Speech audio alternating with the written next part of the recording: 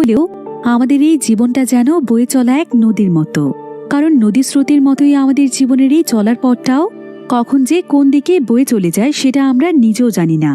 আমাদের ছোট্ট এই জীবনের চলার পথে ঘটে যায় কত শত ঘটনা, জীবনে থেকে যায় কত ধরনের আক্ষেপ, আমরা জড়িয়ে পড়ি কত শত সম্পর্কের মায়াজালে, তাদের সাথে তৈরি করতে থাকি জীবনের কিছু সুন্দর স্মৃতি। কিন্তু জীবনে এমন একটা সময় আসে যখন জীবন থেকে হারিয়ে যায় কত শত চেনা মুখ, শুধু থেকে যায় তাদের সঙ্গে কাটানো কিছু সুন্দর স্মৃতি, যেগুলো মানুষ মৃত্যুর আগ পর্যন্ত অজানা এক আক্ষেপ নিয়ে বয়ে বেড়ায়। এমনই এক বিচিত্রময় জীবনের গল্প বলবো আজ, যেখানে মা বাবার ছুঁড়ে ফেলে দেয়া দুজন এতিম বাচ্চার জীবনযুদ্ধের গল্প দেখানো হয়েছে। জীবনের বাস্তবতা যে আসলে কতটা কঠিন এবং প্রিয়জনকে হারানোর যন্ত্রণা যে কতটা নির্মম, সেটাই আমরা দেখব আজকের এই মুভিটির গল্পে। তাহলে চলুন ঘুরে আসা যাক বাবা মায়ের ছুঁড়ে ফেলে দেয়া দুজন বাচ্চার জীবনযুদ্ধের গল্প থেকে। তো গল্পটি শুরু হয় চায়নার অনেক ছোট্ট একটি শহরে, যেখানে শহরের অলিতে গলিতে ছোট্ট একটি বাচ্চা দৌড়ে পালাচ্ছিল।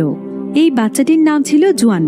এখানে কোনো এক কারণে জোয়ানকে তার বয়সী কিছু বাচ্চারা ঠাও করছিল। জোয়ান তখন ভয়ে দৌড়তে দৌড়তে একটি জায়গাতে এসে লুকিয়ে পড়ে, কিন্তু কিছুক্ষণ পরেই দেখা যায় যে সেই বাচ্চাগুলো তাকে খুঁজে পেয়ে যায়। এই বাচ্চাগুলো আসলে ছিল খুবই দুষ্টু। তারা প্রায় সবসময় জোয়ানকে জ্বালাতন করত। কখনো তার শরীরে ওয়াটার গান দিয়ে পানি মারত, কখনো পাথর মারত, আবার সবসময় তাকে নিয়ে অনেক মজা করত, এমনকি তাকে ভিখারি এবং টোকাই বলে খেপাত। তাই জোয়ান তাদেরকে দেখলেই ভয় পেয়ে পালিয়ে যায়। তো এখানে জোয়ান আবারও তাদের কাছ থেকে দৌড়ে পালাচ্ছিল। সে দৌড়তে দৌড়তে অনেক দূরের একটি জায়গাতে চলে আসে। সে কোনো মতে একটি পরিত্যক্ত বাড়ির ভেতরে গিয়ে পড়ে। এই সুযোগে দুষ্টু বাচ্চাগুলো তখন তাকে চিৎকার করে বলে, ভালোই হয়েছে যে তুমি নিজে থেকে এই বাড়ির মধ্যে ঢুকেছ। তোমাকে জ্বালাতন করার জন্য আমাদেরকে কোনো কষ্টই করতে হলো না। তুমি কি জানো যে এই বাড়ির ভেতরে কত বড় একটি মনস্টার রয়েছে? এই মনস্টারটি এখন তোমাকে গিলে খেয়ে ফেলবে, কিন্তু আমরা এটা কোনোভাবেই চাই না। তাই এখান থেকে বেরিয়ে এসো জোয়ান, আমরা তোমাকে আমাদের সঙ্গে করে নিয়ে যাব। কিন্তু জোয়ান তাদের কোনো কথা না শুনে দৌড়ে ভেতরে চলে যায়, যেখানে অনেক বেশি অন্ধকার ছিল। তো জোয়ান তখন সেই দুষ্টু বাচ্চাগুলোকে সেখান থেকে তাড়ানোর জন্য সে বাড়ির ভেতর থেকেই ভয়ানক আওয়াজ করতে থাকে। আর জোয়ানের আওয়াজগুলো শুনে বাচ্চাগুলো অনেক ভয় পেয়ে যায়। তারা ভাবে যে এই বাড়িটিতে হয়তো ভূত আছে, তাই তারা ভয় পেয়ে সেখান থেকে চিৎকার করতে করতে পালিয়ে যায়।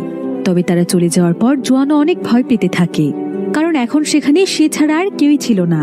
তাই জোয়ানও তখন ভয় পেয়ে সেখান থেকে দৌড়ে পালাতে থাকে। তবে যাওয়ার সময় তার ছোট্ট একটি কৌটা সেখানেই পড়ে যায়। এরপর জোয়ান দৌড়তে দৌড়তে তার বাড়িতে চলে আসে। জোয়ানের পরিবার বলতে তেমন কেউই ছিল না, তার মা বাবা কেউ নেই। জোয়ান ছোটবেলা থেকেই তার দাদার কাছে মানুষ হচ্ছে। জোয়ানের দাদিও রয়েছে, কিন্তু সে অনেক অসুস্থ ছিল। তবে জোয়ানের দাদা অনেক রাগী প্রকৃতির মানুষ ছিল। সংসার চালানোর জন্য সে ময়লা কুড়ানোর কাজ করত, আর এই কাজগুলো করতে তার অনেক কষ্ট হতো। তাই প্রায় সময় তার মেজাজ অনেক খারাপ থাকতো, যার ফলে জোয়ানের সঙ্গেও সে অনেক খারাপ আচরণ করত। তো সেখানে জোয়ানকে দেখতে পেয়ে তাকে বলে, তুমি আসলেই কোনো কাজের না, তোমাকে সেই সকালবেলা পাঠিয়েছি ময়লা কুড়িয়ে আনতে, আর তুমি কিনা এতক্ষণ পরে ফিরে এইটুকু ময়লা এনেছো। দাদার বকা শুনে জোয়ানের একদম মন খারাপ হয়ে যায়। এদিকে জোয়ানের দাদা চলে যায় তার অসুস্থ ওয়াইফের কাছে। জোয়ানের দাদি আসলে পুরোপুরিভাবে প্যারালাইজ ছিল, তাই তাকে দেখাশোনার সমস্ত কাজ জোয়ানের দাদাই করত। জোয়ান তখন বাড়ির দরজার সামনে গিয়ে চুপচাপ দাঁড়িয়ে থাকে। তার আসলে প্রচন্ড খিদে পেয়েছিল, কিন্তু সে তার দাদাকে এটা বলে না। সে মাথা নিচু করে সেখানে চুপচাপ দাঁড়িয়ে থাকে। আর কিছুক্ষণ পর দেখা যায় তার দাদা তার দিকে কুকুরের মতো করে একটি কেক ছুঁড়ে মারে। জোয়ান তখন কেকের প্যাকেটটি হাতে নিয়ে বাহিরে চলে আসে, আর সে একটি ময়লার স্তূপের উপর বসে মন ভরে কেকটি খেতে থাকে। কিন্তু তার এতটাই খিদে পেয়েছিল যে এইটুকু খাবার দিয়ে তার পেট একদমই ভরে না। এবার জোয়ান সেখানে তার সেই কৌটাটি খুঁজছিল, যেটা সে দৌড়ানোর সময় সেই বাড়িটিতে ফেলে এসেছে। জোয়ান তার পকেটগুলোতে তন্ন তন্ন করে খুঁজছিল, কিন্তু কোথাও সে তার কৌটাটি খুঁজে না পেয়ে সে একদম অস্থির হয়ে পড়ে। তাকে দেখে এমন মনে হচ্ছিল যে সেই কৌটাটি হয়তো তার কাছে অনেক মূল্যবান। জোয়ান ভাবছিল যে সে হয়তো কৌটাটিকে কোথাও রেখেছে, তাই সে বাড়ির ভেতরে এসে পাগলের মতো কৌটাটিকে খুঁজছিল। কিন্তু যখন সে কোথাও কৌটাটিকে খুঁজে পায় না, তখন সে সেখানে বসেই কাঁদতে শুরু করে।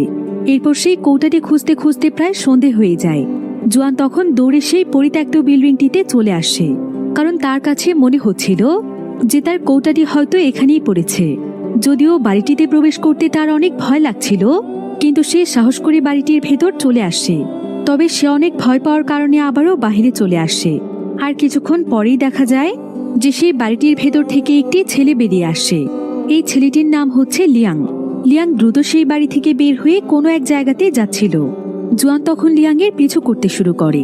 সে তার পিছু করতে করতে অনেকটা দূরে চলে আসে। এরপর জুয়ান দেখতে পায় যে লিয়াং একটি দোকানের মধ্যে একটি প্যাকেট ডেলিভারি করতে এসেছে। সে একজন ব্যক্তির হাতে সেই ডেলিভারির প্যাকেটটি তুলে দেওয়ার পর আবারও সেই পরিত্যক্ত বাড়িটির দিকে ফিরতে শুরু করে।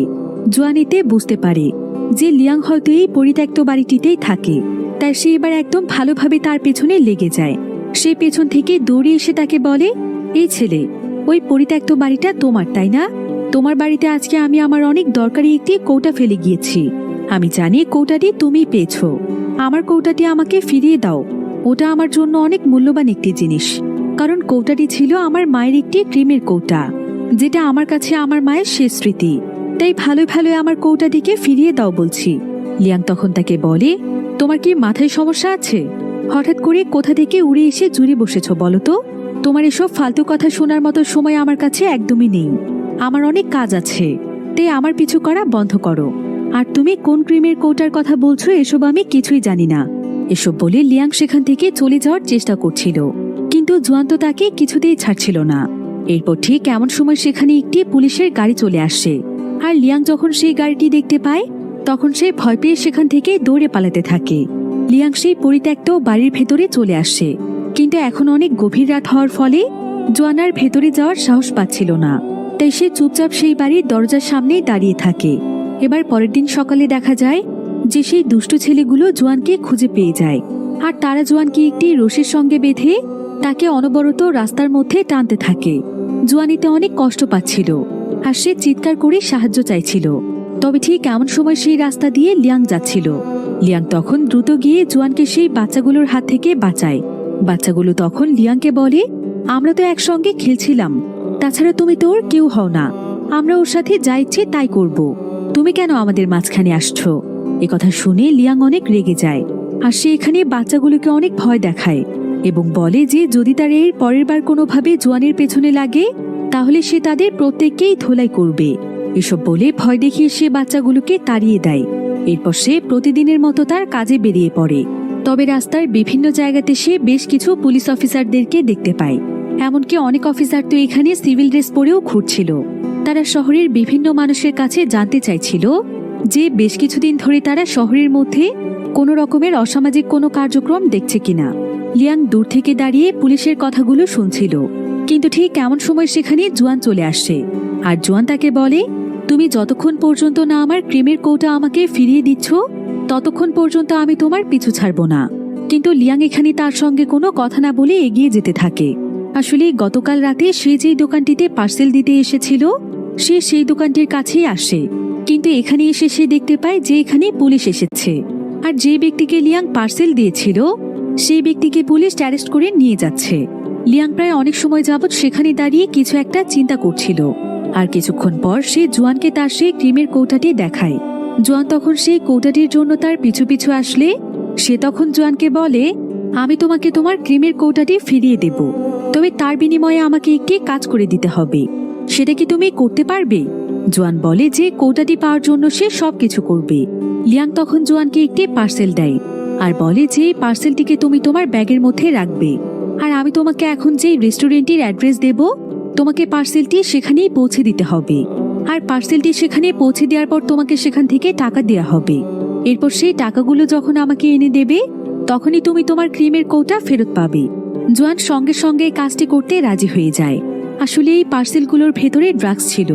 লিয়াং তার পেট চালানোর জন্য এই অসামাজিক কাজগুলো করে থাকে। তো এদিকে জুয়ান দৌড়তে দৌড়তে সেই রেস্টুরেন্টের ভেতরে চলে যায়।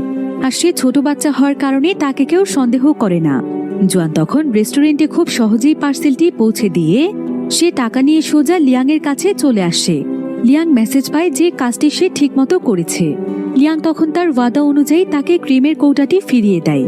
এমনকি সে তাকে কিছু খাবার খাওয়ানোর জন্য নিয়ে যায়, কারণ লিয়াং বুঝতে পেরেছিল যে জুয়ান অনেক বেশি ক্ষুধার্ত। আর জুয়ানও এখানে খাবার পেয়ে দ্রুত তার খাবারগুলো শেষ করে ফেলে। এরপর সে দেখতে পায় যে লিয়াং তার ভাগের খাবার থেকেও তার জন্য কিছু খাবার রেখেছে। আর সে যেহেতু অনেক বেশি ক্ষুধার্ত ছিল, তাই সে লিয়াংয়ের ভাগের খাবারটিও খেয়ে ফেলে। এরপর লিয়াং জুয়ানকে বলে, শোনো, আমি আমার ওয়াদা পূরণ করে ফেলেছি। তোমার ক্রিমের কৌটা তোমাকে ফিরিয়ে দিয়েছি, তোমাকে খাবারও খাইয়েছি। তাই এখন আমার পিছু করা বন্ধ করবে, ঠিক আছে? আমার এমনিতেই অনেক গুরুত্বপূর্ণ কাজ থাকে, তাই তোমার পেছনে সময় নষ্ট করার মতো সময় আমার নেই। এই বলেই লিয়াং সেখান থেকে চলে যাচ্ছিল। কিন্তু জুয়ান তার কোনো কথা না শুনে আবারও তার পিছু করতে শুরু করে আর জিজ্ঞাসা করে, তোমার নাম কি? আমাকে অন্তত তোমার নামটা বলো না। কিন্তু লিয়াং তার প্রশ্নের কোনো উত্তর দিচ্ছিল না। তাই জুয়ানি তখন তাকে নিজের ব্যাপারেই বলতে শুরু করে। সে বলে, আমার নাম জুয়ান, আমি আমার দাদার সঙ্গে দাদার বাড়িতে থাকি। কালকে আমি তোমার সঙ্গে খেলতে আসতে পারি? কিন্তু ঠিক এমন সময় সেখানে জুয়ান তার দাদাকে দেখতে পায়, যে কিনা ময়লা কুড়িয়ে নিয়ে সেগুলো বিক্রি করতে যাচ্ছিল। তার দাদা তখন তাকে চিৎকার করে ডেকে গাড়ি ঠেলতে বলে। জুয়ানও তখন চুপচাপ দৌড়ে গিয়ে তার দাদার সঙ্গে কাজ করতে শুরু করে। এবার পরের দিন সকালে দেখা যায় যে জুয়ান লিয়াংকে খুঁজতে খুঁজতে আবারও সেই পুরাতন বাড়িটিতে চলে আসে। প্রথমে তো সে লিয়াংকে খুঁজেই পাচ্ছিল না, কিন্তু কিছুক্ষণ পরে সে একটি অন্ধকার জায়গাতে তাকে ঘুমোতে দেখতে পায়। সে তখন লিয়াংয়ের কাছে গিয়ে তাকে ডাক দেয়। লিয়াং তো এতে একদম চমকে ওঠে আর বলে, তুমি এখানে কি করছো? তোমাকে না আমি আমার পিছু করতে নিষেধ করেছিলাম? কিন্তু জুয়ান তখন তাকে বলে, তুমি জানো আমার একটা কাজের অনেক প্রয়োজন। টাকার অভাবে সারাদিন আমাকে না খেয়ে থাকতে হয়। তুমি আমাকে তোমার টিমে নিয়ে নাও না, আমি তোমার সঙ্গে কাজ করতে চাই। আর কাজ করে যতটুকু সময় বাকি থাকবে ততটুকু সময় আমরা দুজন মিলে একসঙ্গে খেলবো। আমাকে তুমি তোমার ডেলিভারি বয় বানিয়ে ফেলো। তুমি দেখলে না কাল কত সুন্দরভাবে আমি তোমার পার্সেল ডেলিভারি করে দিয়েছি। আমাকে বেশি টাকা দিতে হবে না, সামান্য কিছু টাকা দিলেই হবে। কিন্তু লিয়াং তখন জুয়ানকে সেখান থেকে বেরিয়ে যেতে বলে। তারপরও জুয়ান যখন তার কোনো কথা শুনছিল না, তখন সে তাকে টেনে হিঁচড়ে সেখান থেকে বের করে দেয়। যদিও লিয়াং চাইলেই জুয়ানকে তার সঙ্গে রাখতে পারে, কিন্তু সে তো খুব ভালো করেই জানে যে সে যে কাজটি করে তার জীবনযাপন করছে সেটা একটি বেআইনি কাজ। আর এই কাজের সঙ্গে ছোট্ট বাচ্চাটিকে জড়িয়ে ফেললে তার জীবনটাও নষ্ট হয়ে যাবে, যেটা সে কোনোদিনও চায় না। যদিও একবার সে বিপদে পড়ে তাকে দিয়ে কাজটি করিয়েছে, কিন্তু তাই বলে সে এটাকে তার পেশা বানিয়ে ফেলতে পারে না। তবে এদিকে বের করে দেওয়ার পরও জুয়ান সেখানেই দাঁড়িয়েছিল। এরপর লিয়াং যখন তার কাজ করতে বের হয়, জুয়ান তখন আবারও তার পিছু করতে শুরু করে। সে তার কাছে তার ডেলিভারি বয় হওয়ার জন্য অনেক অনুরোধ করছিল। লিয়াং তখন তার হাত থেকে বাঁচার জন্য দৌড়ে পালাচ্ছিল। এমনকি সে দৌড়ে গিয়ে একটি জায়গাতে লুকিয়ে পড়লেও জুয়ান তাকে খুঁজে বের করে ফেলে। এরপর সে লিয়াংকে বলে, তুমি কেন এমন করছো ভাইয়া? আমাকে একটা কাজ দাও না, না খেয়ে থাকতে আমার অনেক কষ্ট হয়। তুমি জানো ভাইয়া, এমনও দিন গিয়েছে যে আমি একটানা প্রায় 10 দিন শুধু পানি খেয়েছিলাম। জুয়ানের মুখে ভাইয়া ডাক শুনে লিয়াংয়ের অনেক মায়া হচ্ছিল। এরপর জুয়ান তাকে আরো বলে, আমি যখন অনেক ছোট ছিলাম তখন কোনো এক অপরাধের কারণে আমার বাবাকে পুলিশ ধরে নিয়ে গিয়েছে। আর পরবর্তীতে আমার মা নাকি আরেকজন লোককে বিয়ে করেছে। সেই যে আমার মা আমাকে রেখে চলে গিয়েছে, আজ পর্যন্ত আর ফিরে আসেনি।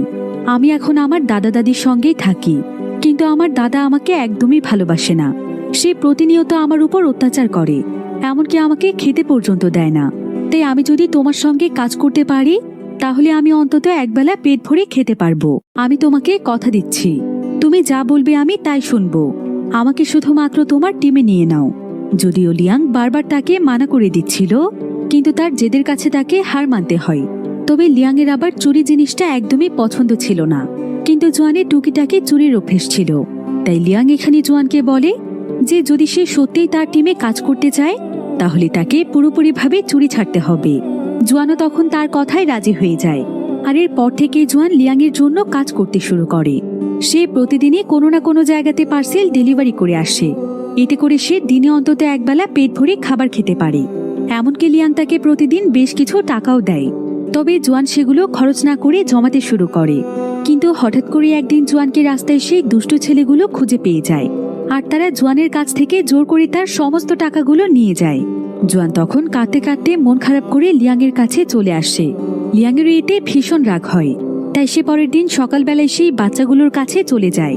সে বাচ্চাগুলোর কাছ থেকে জুয়ানের টাকা তো নিয়েই দেয়, তার উপর সে তাদেরকে মারধর করারও ভয় দেখায়। এমনকি সে বলে যে এবার সে তাদেরকে জীবিত ছেড়ে দিচ্ছে। জুয়ান এখন তার টিম মেম্বার, তাই তারা যদি জুয়ানের পেছনে আর একবার লাগার চেষ্টা করে তাহলে সে তাদের প্রত্যেককেই কিডন্যাপ করে বিক্রি করে দেবে। লিয়াংয়ের কথা শুনে সবাই এবার বেশ ভয় পেয়ে যায়। তারা লিয়াংয়ের কাছে এবারের মতো ক্ষমা চায়। এরপর লিয়াং জোয়ানের টাকাগুলো নিয়ে জোয়ানের বাড়িতে চলে যায়। বাড়িতে আজকে জোয়ানের দাদা ছিল না, তাই জোয়ান লিয়াংকে তার বাড়ির ভেতরে নিয়ে আসে আর সে তাকে পুরো বাড়িটি ঘুরিয়ে ঘুরিয়ে দেখায়। বাড়ির একটি কোণাতে জোয়ানের দাদা ময়লা থেকে কুড়িয়ে বেশ কিছু জিনিস রেখেছিল। তো জোয়ান এবং লিয়াং যখন জিনিসগুলো চেক করছিল তখন তারা সেখানে অনেক পুরনো দুটো ওয়াকিটকি খুঁজে পায়, যেগুলো এখনো কাজ করছিল। জোয়ান তখন একটি ওয়াকিটকি নিয়ে বাইরে চলে যায়, আরেকটি দিয়ে যায় লিয়াংয়ের কাছে। তারা দুজন মিলে ওয়াকিটকিটি চেক করছিল, আর যেহেতু এটা কাজ করছিল তাই জোয়ান লিয়াংকে বলে যে ওয়াকিটকিটি তারা তাদের কাছেই রাখবে, এতে করে তারা খুব সহজেই একে অপরের সঙ্গে যোগাযোগ করতে পারবে। তো এবার পরের দিন জোয়ান একটি লোকের কাছে পার্সেল ডেলিভারি করতে যায়। এই লোকটির নাম ছিল ওয়াং। ওয়াংয়ের এখানে জোয়ানকে দেখে বেশ ভালো লেগে যায়। সে তাকে আদর করে অনেক ভালো ভালো কথাও বলে, কিন্তু কিছুক্ষণ পরেই দেখা যায় যে সে জোয়ানের কাছ থেকে পার্সেল তো নিয়ে নেয়, কিন্তু সে তাকে আসল টাকার পরিবর্তে নকল টাকা দেয়। এরপর জোয়ান যখন লিয়াংকে গিয়ে টাকাটি দেয় তখন লিয়াংয়ের কাছে টাকাটিকে দেখে নকল মনে হয়। আর তার সে কনফিউশন দূর করার জন্য যখন একটি দোকানে কিছু জিনিস কিনতে যায় তখন দোকানদার জানায় যে এটা তো জাল নোট। কিন্তু ঠিক কেমন সময় সেখানে ওয়াং চলে আসে। ওয়াং বলে যে সে ভুল করে এই জাল নোটটি তাকে দিয়ে দিয়েছিল। তবে ওয়াংকে দেখতে পেয়ে লিয়াং তার সঙ্গে একটি কথাও বলে না, বরং সে সোজা সেখান থেকে চলে যেতে শুরু করে। ওয়াং তখন পেছন থেকে তাকে ডাক দিয়ে বলে, তোর এত জেদ কোথা থেকে আসে শুনি? ছোটবেলা থেকে তোকে খাইয়ে বড় করেছি, আর এখন কিনা আমার দিকে ফিরেও তাকাস না। এভাবে ওয়াং তার সঙ্গে কথা বলতে চাইছিল, কিন্তু লিয়াং তার সঙ্গে একটি কথাও বলতে চায় না। তবে ওয়াং এখানে জোয়ানকে কিছু খাবার দেখায় আর বলে যে তার বাড়িতে নাকি আজকে পার্টি আছে, জোয়ান চাইলে সেখানে আসতে পারে। আর জোয়ানও তখন খাবারের লোভে তার পিছু পিছু চলে যায়, ফলে বাধ্য হয়ে লিয়াংকেও সেখানে যেতে হয়। তো এখানে আসার পর দেখা যায় যে ওয়াং আসলে এখানে একটি এতিমখানা চালায়, যেখানে সে অনাথ বাচ্চাদেরকে উঠিয়ে নিয়ে আসে, তাদেরকে খাবার দেয় এবং তাদের মাথার উপর একটি ছাদ দেয়, অর্থাৎ সে সেই বাচ্চাগুলোর দেখাশোনা করে। তবে এর পেছনেও তার অনেক বড় একটি স্বার্থ আছে। এসবের বিনিময়ে সে সেই বাচ্চাগুলোর মাধ্যমে চুরি, ছিনতাই, ভিক্ষাবৃত্তি এই ধরনের কাজগুলো করিয়ে টাকা উপার্জন করে। তবে একসময় ওয়াং তাকে আশ্রয় দিয়েছিল, তাই ওয়াংয়ের হয়ে এই সমস্ত কাজগুলো তাকেও করতে হতো। কিন্তু তার যেহেতু এই কাজগুলো পছন্দ ছিল না, তার সে একদিন এখান থেকে পালিয়ে গিয়েছিল। আর মূলত এই কারণেই সে ওয়াংয়ের সঙ্গে কথা বলতে চায় না। তবে ওয়াং আজকে লিয়াংকে অনেক যত্ন করে খাবার খাওয়াচ্ছিল, কিন্তু খাওয়ানোর অজুহাতে সে লিয়াংকে বলে, শোনো লিয়াং, এভাবেই রাস্তায় রাস্তায় আর কতদিন থাকবে? তোমাকে আমি ছোট থেকে মানুষ করেছি, তাই তোমাকে দেখলে আমার অনেক খারাপ লাগে। তুমি আবারও আমার টিমে ফিরে এসো, এখানে তুমি অনেক ভালো থাকবে। কিন্তু লিয়াং এতে প্রচন্ড রেগে যায়, আর সে ওয়াংকে বলে যে সে আর কোনোদিনও যেন তাকে এই কথা না বলে।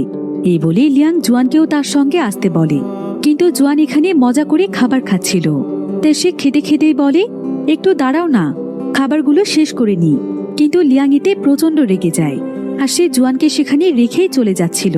তাই জোয়ানকেও এই মজার মজার খাবারগুলো রেখে চলে যেতে হয়। এরপর সেদিন রাতের বেলা জোয়ান যখন তার বাড়িতে ফিরে আসে তখন সে তার দাদার অনেক চিৎকার চেঁচামেচি শুনতে পায়। তার দাদা তাকেই বকছিল। জোয়ান দেখতে পায় যে তার দাদা তার জমানো টাকাগুলো পেয়ে গিয়েছে, আর তার দাদার কাছে মনে হচ্ছিল যে জোয়ান হয়তো ময়লা কুড়িয়ে এই টাকাগুলো পেয়েছে, কিন্তু সেই টাকাগুলো তাকে না দিয়ে লুকিয়ে রেখেছিল। তাই তার দাদা এতে প্রচন্ড রেগে যায়, আর সে যখনই তাকে দেখতে পায় তখন সে তাকে বাড়িতে নিয়ে গিয়ে প্রচন্ড মারধর করে আর বলে যে এতগুলো বছর তাকে কষ্ট করে সে খাওয়াচ্ছে, কিন্তু এখন সে একটু বড় হয়ে তার দাদার কাছ থেকেই টাকা লুকিয়ে রাখছে। এই বয়সে যদি সে এমন করে তাহলে সে তো বড় হলে তাদেরকে মেরেও ফেলতে পারবে। যদিও জোয়ান তার দাদাকে বুঝিয়ে বলার চেষ্টা করছিল, কিন্তু তার দাদা এতটাই নিষ্ঠুর ছিল যে সে এখানে তাকে প্রচন্ড মারধর করে আর বলে যে জোয়ান নাকি তাদের জন্য একটি অভিশাপ। সে আসার পরেই তাদের পুরো জীবন পাল্টে গিয়েছে, তাদেরকে কষ্ট করতে হচ্ছে। জোয়ান মরে গেলে সে সবচেয়ে খুশি হবে। এসব বলে জোয়ানের দাদা তাকে বের করে দেয়। অন্যদিকে লিয়াং যখন মন খারাপ করে তার বাড়িতে ফিরে আসে তখন সে দেখতে পায় যে তার বাড়িতে আগুন লেগেছে, আর আগুনটি লেগেছে সেই রুমটির মধ্যে যেখানে সে বসবাস করছে। লিয়াং এখানে এমন কিছু জিনিস দেখতে পায় যে সে বুঝে গিয়েছিল যে এখানে কেউ এসেছিল, অর্থাৎ এখানে কেউ ইচ্ছে করে আগুন লাগিয়ে দিয়েছে। আসলে এই আগুনটি লাগিয়েছিল ওয়াংয়ের লোকেরা, কারণ ওয়াং খুব ভালোভাবেই জানত যে এই পরিত্যক্ত বাড়িটি লিয়াংয়ের একমাত্র থাকার জায়গা। তাই যদি সে লিয়াংয়ের এই শেষ জায়গাটিকেও জ্বালিয়ে দেয় তাহলে লিয়াং বাধ্য হয়ে তার টিমে কাজ করতে আসবে। লিয়াংও এখানে ওয়াংয়ের এই ব্যাপারটি বুঝতে পেরেছিল। লিয়াং এখানে আগুন নেভানোর আপ্রাণ চেষ্টা করছিল, কিন্তু শত চেষ্টা করেও সে ব্যর্থ হয়। তাই সে তাড়াতাড়ি করে একটু ভেতরে গিয়ে সে তার জমানো কিছু টাকা এবং কিছু প্রয়োজনীয় জিনিসপত্র নিয়ে নেয়, আর সেগুলোকে একটি ব্যাগের মধ্যে ভরে সে বাহিরে চলে আসে। সে এখান থেকে চলে যাওয়ার সিদ্ধান্ত নেয়। আসলে সে যেই বাড়িটিতে থাকছে সেটা তার নিজের বাড়ি নয়, বরং এটা পরিত্যক্ত বাড়ি হয়। এতদিন সে এখানে আশ্রয় নিয়েছিল, কিন্তু এখন তো তার কোনো থাকার জায়গা ছিল না। তারপরও সে ওয়াংয়ের দলে গিয়ে কাজ করবে না, তাই সে এই শহর ছেড়ে অন্য একটি শহরে চলে যেতে চাইছিল। এজন্য সে একটি টিকিট কেটে একটি বাসে গিয়ে চড়ে। কিন্তু এখানে তার জুয়ানের জন্য অনেক চিন্তা হচ্ছিল। জুয়ানের কথা বারবার তার মনে পড়ছিল। সে ভাবছিল যে সে যদি